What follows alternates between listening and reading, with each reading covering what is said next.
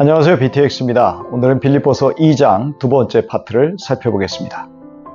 우리가 이미 구원받은 사람들이지만 구원의 완성을 향하여 순종하며 살도록 하나님이 당신의 기뻐하시는 그 뜻을 우리 마음속에 심어 주십니다.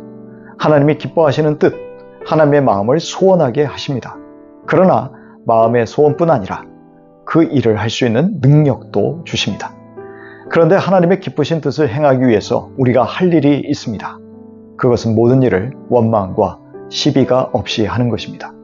원망한다는 것은 불평하는 것입니다. 불만에 가득한 마음을 가지고 말하고 행동하는 것을 말합니다. 그리고 시비는 논쟁이요 의심입니다. 그러나 하나님의 선하신 뜻은 불평이 아니라 만족과 기쁨으로 행하는 것입니다. 그 목적은 흠이 없고 순결한 하나님의 자녀들이 되기 위해서입니다. 이 세대는 거스르고 어그러진 사람들로 가득 차 있습니다.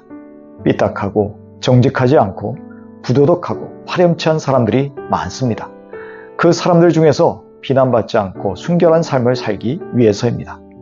그럴 때 흠없고 순결한 하나님의 자녀들이 세상에서 별처럼 빛나게 될 것입니다. 14절에 이어 구원의 완성을 향해 가는 두 번째 방법은 생명의 말씀을 꽉 붙잡는 것입니다. 그럴 때 바울이 그리스도 안에서 자랑할 수 있게 된다는 것입니다. 지금까지의 고생스러운 사역들이 헛수고가 아니었음을 그리스도의 재림의 날에 증명할 수 있을 것이기 때문입니다. 바울은 예수님의 재림 때에 자기가 갖게 될 자랑을 생각하면서 자기 자신을 관제로 드린다고 할지라도 기뻐하고 성도들과 함께 기뻐한다라고 말합니다. 이렇게 영광스러운 일을 위해서 자기의 생명을 들여 희생한다고 할지라도 너무나 기쁜 일일 것이라고 고백하는 것입니다. 여기서 관제라고 하는 것은 구약시대 제사의 방법 중 하나인 전제를 의미합니다. 이것은 피를 상징하는 포도주를 부어드리는 제사를 가리킵니다. 때로는 포도주 대신 짐승의 피를 붓기도 했습니다. 이처럼 바울 자신의 피가 여기에 부어진다는 것입니다. 이것은 죽기까지 자기의 모든 것을 헌신한다는 의미인데 바울 자신이 빌립보 성도들의 성화를 위해서 순교의 제물이 되겠다는 말이지요. 따라서 빌립보 성도들이 진정한 믿음의 제물과 봉사를 드릴 수 있다면 바울도 그들의 성장과 헌신을 위해 자신의 피를 기뻐하며 아끼지 않을 각오가 되어 있다는 것입니다. 그러면서 그 기쁨이 자신에게 있는데 성도들에게도 자신과 함께 기뻐하라면서 기쁨을 전염시켜주고 싶어 했습니다. 이제 바울은 디모데를 속히 보내기를 주 안에서 소망하고 있습니다. 그것은 디모데를 통해서 빌립보 교회의 형편과 사정을 알게 되므로 위로를 얻게 되기를 바라기 때문입니다. 바울은 빌립보 성도들이 믿음 안에서 흔들리지 않고 믿음으로 교회를 잘 섬기고 있음을 듣는 것이 감옥에 있는 자신에게 격려가 된다고 말합니다. 바울은 특별히 디모데를 보내고 싶은 이유가 있었습니다. 디모데는 빌립보 성도들의 사정을 진실하게 걱정할 줄 아는 사람이었기 때문입니다. 반면에 다른 사람들은 어떻게 하면 자기에게 도움이 될까, 자기에게 유익이 될까에 더 관심이 많았습니다. 그러나 디모데의 인품은 이미 빌립보 교인들에게도 검증되었습니다.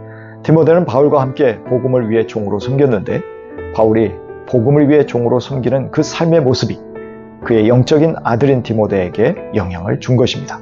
하지만 바울은 자신의 일이 어떻게 되는지 보고 디모데를 곧 보낼 수 있기를 바라고 있습니다. 신중한 바울이지만 자기가 속히 빌립보 교인들에게 갈 것을 주 안에서 확신한다고 말합니다. 그의 모든 결정은 주님 안에서 이루어지고 있음을 알 수 있습니다. 그런데 바울은 디모데를 보내기에 앞서 빌립보 교회를 위해서 에바브로디도를 먼저 보내야 할 필요성을 느꼈습니다. 그는 그리스 출신 그리스도인으로서 빌립보 교회의 집사나 목사로 섬기고 있었던 것으로 보입니다. 그는 바울과 함께 수고한 동역자였고 교회의 사신으로 보내심을 받고 바울에게 헌금을 전달하였습니다. 또한 그는 바울과 함께 영적 군사로 바울을 위해서 자기 목숨까지 아끼지 않은 사람이었습니다. 그래서 바울은 에바브로디도와 같은 자들을 존귀히 여기라고까지 교회에게 부탁하고 있는 것이죠. 그런 에바브로디도가 빌립보에서 로마까지 약 1300km를 여행하여 바울에게 헌금을 전달하고 그만 중병에 걸려 죽을 위험에 처했습니다. 그런데 이 소식을 빌립보 교인들이 어떻게 알게 되었습니다. 그러나 하나님이 그를 불쌍히 여기셔서 고쳐주셨습니다. 이 일은 바울에게도 큰 근심을 받는 여간 다양한 일이 아닐 수 없었습니다.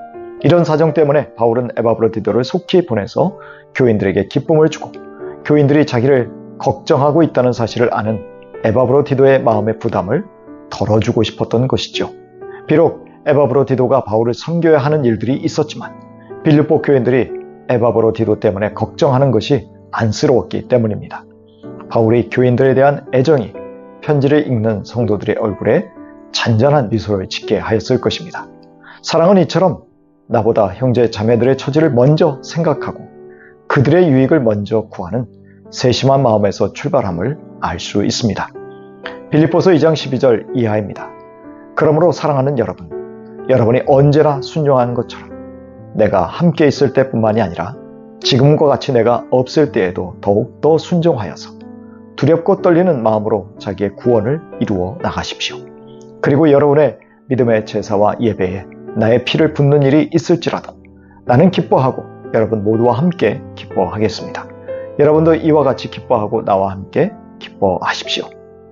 바울은 구원받은 성도들을 위해서 자기 목숨까지 내놓는 수고와 헌신을 기뻐한다고 말합니다. 자신의 수고와 헌신으로 나타난 별과 같이 빛나는 성도들이 그의 자랑이요 열매이기 때문입니다. 목회자나 성도들 모두 기쁨의 헌신으로 서로의 성숙과 사랑의 열매에 초점을 맞출 수 있게 되기를 축복합니다.